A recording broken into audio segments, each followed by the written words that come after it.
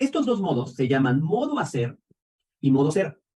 Esas son las dos maneras en que tendemos a afrontar la vida, en el modo hacer y en el modo ser. El modo hacer tiende a vivirse como algo cotidianamente incompleto, carrereado, insuficiente. El modo hacer nos está todo el tiempo mandando el mensaje de que aquí donde estoy no está suficientemente bien, estaría mejor allá. Y cuando llegas allá, dices, aquí tampoco está suficientemente bien, estaría mejor allá o donde estaba. ¿Alguna vez has experimentado eso? ¿Alguna vez has experimentado ese modo hacer? Aquí como que no está muy bien, ¿no? Siempre son mejores y más verdes los arbustos del jardín de mi vecino, ¿no? Es un poquito la manera en que se podría vivir. Mi cuerpo está bien, pero podría estar mejor. Mi edad está bien, pero podría estar mejor. Mi pareja está bien, pero podría estar mejor. Mi trabajo está bien, pero podría estar mejor. ¿Te suena? Y eso, el modo hacer de la mente, es una forma que nos genera neurosis, insatisfacción. A ver, tú dime cómo se siente. No te lo voy a contar yo. Dime, colega, cómo se siente el modo hacer. Como si donde estuvieras nunca fuera suficiente. Como si lo que tienes nunca estuviera del todo bien. Y entonces estás todo el tiempo botado hacia allá. ¿Y por qué se llama modo hacer? Porque te está moviendo de donde estás y nunca hay un espacio de reposo. Bueno, te voy a presentar el modo ser. Y en el modo ser, te voy a decir las diferencias ahorita detalladamente. Y tú me vas a decir qué porcentaje del tiempo de vida moras en el modo hacer y qué porcentaje del tiempo de vida moras en el modo ser. ¿Cómo es el modo ser? El modo ser lo que nos permite es conectar con lo que transcurre, disminuyendo este neurotismo de decir esto no está bien, quiero que esté mejor, quiero salir huyendo de acá. En el modo ser, conectas con lo que hay, puedes disfrutar de lo que transcurre momento a momento y dejas de luchar. Ese es el modo ser. Hay una sensación de satisfacción. Ojo, no es que te vuelvas conformista, ahorita lo vamos a ver en detalle, pero hay una sensación de satisfacción con lo que está ocurriendo en este momento. Hay una otra manera de decirlo es, que me encanta, es, hay una sensación de intimidad con la vida y contigo. Intimidad con la vida y contigo. Hay un dato que yo les daba la vez pasada de cuánto tiempo descubre el equipo de investigación de Matt Killingsworth de la Universidad de Harvard acerca de cuánto tiempo nuestra mente está en distracción o rumiación. Ese dato es el dato de que el 46.9% estamos pensando en el futuro, pensando en el pasado. Y ahí es como si te fueras de tu experiencia. Ahí no hay intimidad con la experiencia, hay lejanía. En el modo ser, conectas con lo que transcurre como si cada momento que ocurre fuera un momento vivo, nuevo, que te da un regalo. Ese es el modo ser. Ustedes seguro han experimentado también el modo ser. Te voy a decir cuándo lo has podido experimentar. Tal vez en algún momento de tu vida llegaste a un lugar maravilloso que te encantó, viste un bosque increíble, unos árboles gigantes, viste un río, viste una playa. Tal vez en algún momento viviste profunda conexión y enamoramiento y amor con una persona y se besaron y sintieron una profunda entrega. ¿Vale? Cuéntame cómo se siente este modo ser. Y les quiero contar que algo que a mí me pasó cuando estuve en Asia la primera vez, yo pude estudiar estas herramientas en Europa, en Brasil, en Estados Unidos, pero también las estudié en India y en Nepal y en Tailandia. Y la primera vez que yo me encuentro con estos conceptos, tengo la misma experiencia que tú, querida Sam. Cuando me dijo mi maestro, normalmente nos vinculamos con la vida a través del rechazo, del aferramiento, la indiferencia. Yo dije, no inventes. ¿Cuándo me he vinculado con la vida desde una actitud diferente de sabiduría? Nunca. Esa fue mi sensación. Tratamos de congelar el momento en lugar de cultivar el estado y el modo ser. ¿Por qué quieres congelar el momento? Porque no nos han enseñado, colegas, a cultivar un modo de ser. Pensamos que es la situación. No nos damos cuenta que es el modo de existencia. Porque si es la situación, es que esos momentos van a ser efímeros y pasajeros. Por eso hay una diferencia fundamental en el entendimiento de la felicidad desde Oriente y Occidente. En Occidente, donde nosotros vivimos, se nos enseña que la felicidad es llegar a esos momentos sublimes. Cuando tengas a tu primer hijo, cuando tengas a tu primer amor, cuando logres ese trabajo, ¿le suena como un modelo de éxito y felicidad que se nos vende? Cuando te gradúes de tu posgrado. Entonces en Occidente andamos buscando esos momentos y eso nos mantiene en modo a ser neuróticos y neuróticas. En Oriente se enseña, no es la meta, no es la meta, es el sendero. ¿Y cómo vives el sendero? En lugar de congelar esos momentos maravillosos, lo que haces es cultivar un modo de existencia que te permita tener intimidad con la vida. Hay un maestro que se llama Frank Ostaseski y otro maestro que se llama Jack Kornfield. Ellos dos estaban en una charla en un lugar muy lindo en Estados Unidos que se llama Spirit Rock. Estaban hablando de este concepto. Y uno de ellos, Jack Kornfield, decía, yo ahora ya no hablo de mindfulness, porque estas estrategias se pueden denominar mindfulness. Dice, pero a mí no me gusta la palabra. Yo de lo que hablo ahora es intimidad. Intimidad con la existencia. Y Frank decía, sí, cuando moras en esta intimidad, es como hacerle el amor a la vida. Y eso me pareció hermoso. Hacerle el amor a la vida. Esos son los dos modos de existencia. La buena noticia, querida comunidad de colegas, es que se puede cultivar el modo ser. Y te quiero dar todavía una prueba más para que te quede bien claro que no se trata de la situación. Si tú llegas a ese hermoso bosque y llegas a esa hermosa playa a la que fuiste de vacaciones y en tu mente está el pensamiento, ¿cuánto me gasté para llegar acá? Solamente tengo 3 días de vacaciones, ya se me pasaron 2. Voy a regresar al trabajo, voy a tener que volver a mi horario, voy a volver a ver a mis clientes, pacientes. ¿Tú crees que vas a conectar con esta profundidad, con esos árboles, con ese bosque, con esa playa? Claro que no. ¿Por qué? Porque tu mente está secuestrada en el modo hacer. Si congelas el momento y luego lo observas con una mente de modo hacer, ya no va a haber esa intimidad. Por eso lo que es importante cultivar es el modo ser. ¿Notan? ¿Cómo te puede servir en el momento que estás acompañando a tu cliente, a tu paciente, a tu alumno? ¿Cómo crees que te puede servir el modo ser? ¿Y cómo crees que te puede afectar el modo hacer? Lo transmites, dime si se transmite o no. Cuando alguien está completamente contigo, inmerso en el momento, hay una sensación de conexión. Y una de las cosas que se descubre hace más o menos unos 15 años en el ámbito de la psicoterapia, pero también en el ámbito de la medicina, es que la relación terapéutica es fundamental para tener buenos resultados en tu acompañamiento. Y no estoy hablando solo de psicoterapia, colegas. Estoy hablando de la medicina, de la enfermería, de la fisioterapia, estoy hablando de la docencia también. La relación que se establece entre docentes, médicos, psicólogos y clientes, pacientes, alumnos, es un dato que predice, se dice un predictor, es un dato que predice qué tan eficiente será tu clase, qué tan eficiente será tu acompañamiento. Incluso, esto es una locura, colegas, la relación terapéutica predice qué tanto efecto tendrán los medicamentos que tú le estás prescribiendo a tu paciente. Es una verdadera locura. Si tu paciente confía en ti como personal de medicina, entonces el tratamiento va a tener mejores resultados que si no confía en ti. ¿Notan? Es algo muy interesante. Entonces esto es muy interesante que tu estado, tu modo ser, impacta tu labor de acompañamiento. El modo ser, algo que ocurre es que estás en contacto con tus recursos. Y esto es algo que tal ustedes ya saben. Nosotros, como seres humanos, tenemos un par de cerebros. Tenemos uno aquí arriba, pero tenemos otro cerebro que está en el área de donde se encuentra el corazón. Incluso se podría hablar de 3 cerebros. Uno está en el cráneo, otro está en el pecho y otro está en el abdomen. Está a nivel de intestinos, de estómago. ¿Por qué se habla de 3 cerebros? Porque nuestro sistema nervioso es vasto. Nos hemos centrado mucho en el cerebro, pero en realidad el sistema nervioso es muy amplio. Y cuando nosotros estamos en modo ser, estamos en contacto con lo que nos dicen nuestras vísceras. Estamos en contacto con este cerebro intuitivo que te dice, mira, por acá, por allá, esto, etcétera. Y eso te llena de más recursos, como si multiplicara tus recursos. Cuéntame cómo le puede beneficiar a tu cliente, paciente o alumno cultivar el modo ser y disminuir su presencia en el modo hacer. Dime cuáles son tus intuiciones. Les quiero contar algo que fue para mí muy interesante. Hace más o menos unas 2 semanas, 3 semanas, hicimos un evento muy lindo, fue un reto de meditación. No era algo diseñado para profesionales del cuidado como ustedes, pero fue impactante para mí ver la gran cantidad de gente que está en búsqueda de una paz interior. Es impresionante la cantidad de personas que buscan la paz interior.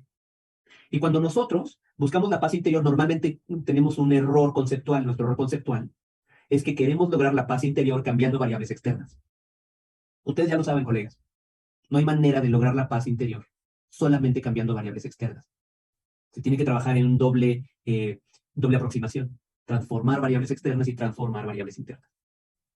Entonces, cuando nosotros cultivamos el modo ser, básicamente lo que estamos haciendo es cultivando la paz mental que las personas tanto anhelan. No solamente tu paciente en psicoterapia, también tu paciente en el ámbito de la medicina. Porque cada vez somos más conscientes en el ámbito científico de que la salud física no solo depende de hábitos alimenticios, no solamente depende de la historia de vida del paciente, de si tuvo accidentes, etcétera. La salud física tiene que ver con el estado mental también. Cada vez hay más incorporación de la medicina cuerpo-mente. Porque además quiero dar una noticia. Cuando nuestros pacientes tienen mucho sufrimiento, si nuestro cliente, paciente o alumno tiene mucho estrés, se aprieta el pedal del acelerador, se aprieta la rumiación y es como si se subiera en un cohete al espacio del modo hacer. ¿Por qué? Porque tiene pensamiento. ¿No te ha pasado con tus pacientes, querido colega, que tienen un tema de sufrimiento y la mente va a 1000 por hora? Pensando, ¿qué va a pasar con mis hijos? ¿Qué va a pasar entonces con mi futuro? ¿Qué va a pasar con mi matrimonio? Y entonces están todo el tiempo a 1000 por hora rumiando porque tienen un sufrimiento físico o emocional. Entonces necesitamos ayudarles a disminuir esa rumiación para que puedan cuidarse mejor, para que puedan seguir mejor el tratamiento, para que tengan mayor paz interna. Ahora, yo te voy a presentar en los próximos minutos cuál es cada uno de los rasgos del modo hacer, a diferencia del modo ser. Pero primero ponme aquí del 0 al 100, ¿qué tan significativa te está resultando esta clase? Primero, ¿cómo funciona la mente en el modo hacer? En el modo hacer, la mente se basa en ideas. Y en el modo ser, la mente está basada en la experiencia directa. Ahora, vamos a hablar de esto. Y aquí me quiero montar desde el ámbito de la sexualidad, porque es un ámbito donde esto tiene gran impacto. Pónganme aquí si de casualidad alguien que es sexólogo o sexóloga por acá. Una de las principales causas, por ejemplo, de la impotencia sexual en hombres o de la insatisfacción sexual, es aproximarnos a la relación sexual desde las ideas, desde el tengo que tener determinado desempeño, tengo que lograr determinado resultado, tengo que. Y entonces, Laura, no me dejarás mentir, cuando nuestra mente está en ese miedo por el desempeño, entonces no pasa lo que sería lindo que pasara. Mi maestra de sexualidad en la universidad decía, lo mejor es enemigo de lo suficiente. Lo mejor es enemigo de lo suficiente. ¿En qué sentido? En el sentido de que si nosotros estamos mentalmente vinculados con lo que está ocurriendo nunca va a ser algo disfrutable. Todo el tiempo estamos pensando, podría ser mejor, podría ser mejor, podría ser mejor, aquí le falló esto, aquí no tuvo esto, aquí yo no tuve este desempeño. Y entonces la experiencia no se disfruta. Ahora, eso no solamente pasa en el ámbito de la sexualidad, pasa en todos los tipos de ámbitos. Nos podemos vincular con las charlas con nuestros seres queridos desde las ideas, en lugar desde la experiencia directa. Y entonces la otra persona está hablando y en lugar de escucharle, te estás escuchando a ti. Colegas, seamos honestos, necesitamos un momento de honestidad. ¿A quién le ha pasado que está con su cliente o paciente y de repente tú ya tienes en tu mente desarrollado todo el discurso de lo que le vas a recetar, del siguiente estrategia terapéutica, que llega un momento que ya no estás conectado con tu paciente? De hecho, en ocasiones surge internamente como este deseo de que ya se calle para tú poner tu respuesta terapéutica. ¿Nota la diferencia? Entre desde los pensamientos a desde la experiencia directa. ¿Cuál es la actitud básica hacia la vida en el modo ser? Juzgar, interpretar, evaluar. ¿Y cuál es la actitud del modo ser? Experimentar. La actitud básica hacia la vida en el modo hacer, juzgar, interpretar, evaluar. ¿Y cuál es la actitud básica hacia la vida en el modo ser? Experimentar. Podríamos decir que el modo ser se aproxima a la vida viviéndola. Y en el modo hacer nos aproximamos a la vida juzgándola. ¿Cuál de los dos se te antoja más? ¿Quieres vivir la vida viviéndola o quieres vivir la vida evaluándola? Cuéntamelo. Y sobre todo, cuéntame, ¿cuál de las dos te parece más salugénica? ¿Cuál de las dos te parece más fuente de salud física y mental? ¿Juzgar a la vida o vivir la vida? Creo que era John Lennon quien decía, la vida es aquello que transcurre mientras te la pasas haciendo planes. ¡Qué espantoso! Yo lo diría, es la forma de vivir que nos ha enseñado una cultura basada en el logro. Soy un tonto, se me vino la imagen de Shrek, pero Shrek es un ogro, no es un logro. Es en el logro, qué tonto soy. Pero es basada en la siguiente meta, en el siguiente. Entonces, cuando tú, cuando tú vienes basado en el logro, en el allá, más allá, y todo es materia de juicio, de evaluación, qué pesado, nada más de decirlo, me canso. Fíjense, estoy viendo una serie que se llama Downton Abbey, que está en Prime Video, no sé si ya la vieron. Y ahí está la duquesa, y la duquesa me estaba preparando la clase para ustedes, porque pienso mucho en ustedes, quiero que sepan eso. Yo pienso en ustedes. Todas estas semanas pienso mucho en ustedes, en cómo les puedo nutrir, etc.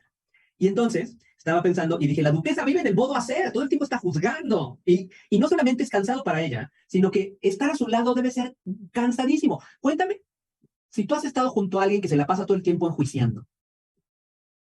Violet, la duquesa. Exactamente, Mariselia, ella. ¿Cómo se siente estar junto a alguien que todo el tiempo está en el juicio? Dice Maripelia conmigo misma. Yo soy la duquesa, dice Angie.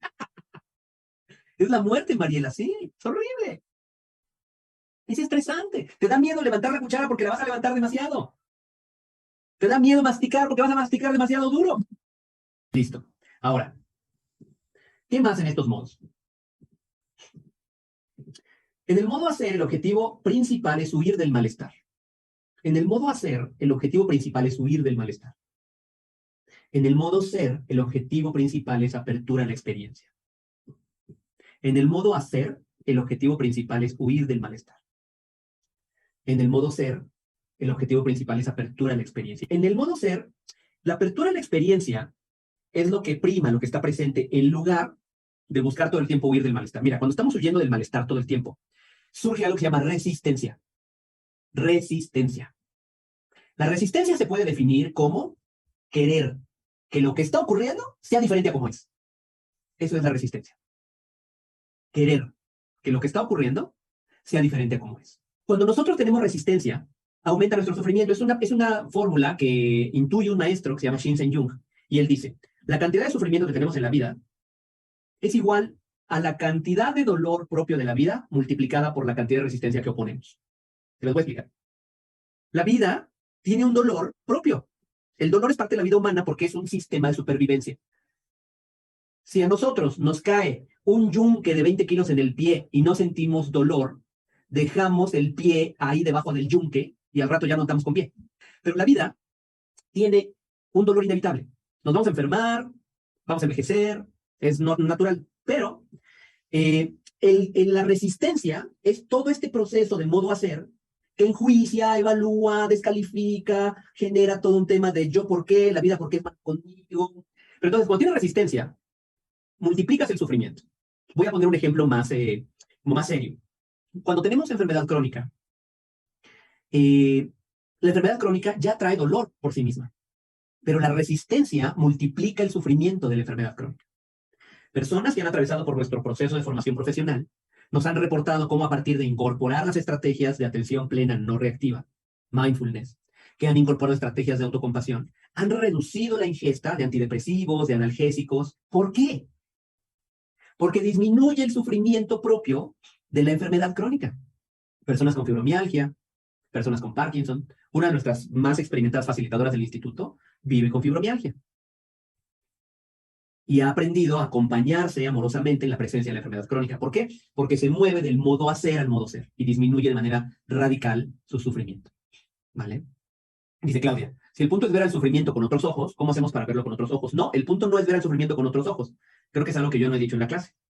El punto es aproximarte a la experiencia desde el modo ser y no desde el modo hacer, no desde la evaluación, el juicio y la resistencia, sino desde la apertura, la autocompasión, la curiosidad, la aceptación. ¿Vale? ¿Cómo se hace? El proceso es practicar una estrategia que se llama atención plena. Voy a cubrir dos ahorita. La orientación en el tiempo, pasado y futuro, es lo que hace modo hacer, se va al pasado y se va al futuro. Y en el modo ser, se orienta al presente. La orientación en el tiempo, pasado y futuro, en el modo hacer, todo el tiempo volcado hacia qué puede pasar, qué va a pasar, todo el tiempo volcado a lo que ocurrió. ¿Vale? Y luego, cuando estás en modo ser, te conectas con lo que ocurre en el presente. Cuando hablamos del presente, en la orientación del tiempo, en estas metodologías, a veces hay mucha confusión. ¿Por qué? Porque pensamos que cuando nosotros estamos en el presente, en el modo ser, se refiere a que estamos conectados con lo que transcurre momento a momento. Ojo, porque a veces pensamos que el presente es algo congelado. Estoy en contacto con el presente, pero la mente, como está en el modo hacer, se pone a pensar, ¿cuál es el presente? ¿Este o este? ¿O este? ¿O este? ¿O este? ¿O este? ¿O este otro? ¿O este más? ¿Cuál es el presente? Ya perdí el presente. ¡Ay! Mi presente ya quedó en el pasado. ¿Dónde está? El presente no es algo estático, el presente es algo fluido. Por eso a mí me gusta más hablar de que el modo ser nos conecta con el transcurrir de la experiencia, con lo que va ocurriendo momento a momento, porque todo es fresco y distinto instante a instante. No hay nada que sea idéntico a sí mismo en dos instantes continuos. Una gran frase. No hay nada que sea idéntico a sí mismo en 2 instantes continuos. No existe. Dime qué tanto ayudaría a tus pacientes, clientes, alumnos, a aprender a conectar con el momento presente. Dime tus ideas, colega. ¿Cómo podría ayudar a tu paciente que viene con dolor crónico, que viene con una enfermedad respiratoria? ¿Cómo podría ser para tu paciente que viene con recaída en depresión o con ansiedad o con altos niveles de autocrítica? ¿Cómo sería morar en el momento presente para tu paciente? Que le pudieras ofrecer toda la gama de 15 prácticas distintas para entrenarse en morar en el momento presente. La práctica del modo hacer al modo ser, la práctica de atención consciente, la práctica de atención al cuerpo, la práctica de comer consciente, la práctica de, en fin, esto le va entrenando a cultivar este presente, este modo ser en el presente. Pero la noticia que te tengo, colega, es que para poder facilitar eso, ¿qué crees que hace falta primero? Pónelo en el chat. ¿Qué hace falta antes de poderle facilitar eso a tu cliente? ¿Qué crees? Exactamente, Blanca. Practicarlo. Exactamente. Vivirlo uno mismo. Es un 1.0.1. ¿Qué necesitas para poderlo facilitar a tu cliente o paciente? Primero tú poderlo practicar. Si no, ¿cómo le vas a hablar de un lugar donde nunca has estado? Necesitas practicarlo primero tú, conectar con los desafíos, conectar con las dificultades. Porque uno de los grandes descubrimientos que ocurren en los practicantes contemplativos de antaño, de hace 2500 años, y ahora lo retoma la psicología cognitiva, es que cuando nosotros aprendemos a vincularnos con los pensamientos como eventos mentales, ahí sanamos radicalmente. Cuando aprendemos a vincularnos con los pensamientos como eventos mentales, sanamos radicalmente. ¿A diferencia de qué? A diferencia de ver a los pensamientos como representaciones precisas de lo que está aconteciendo.